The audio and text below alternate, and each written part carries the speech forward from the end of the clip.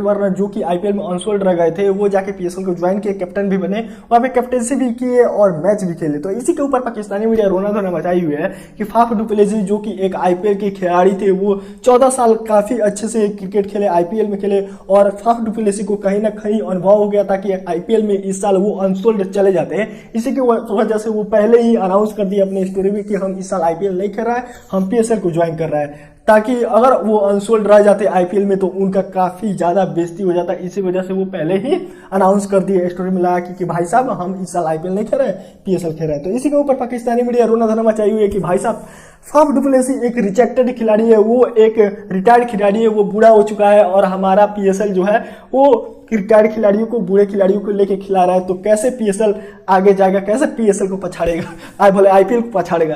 तो भाई साहब मैं बता दूं, पीएसएल जिंदगी भर कभी भी आईपीएल को पीछे नहीं छोड़ेगा।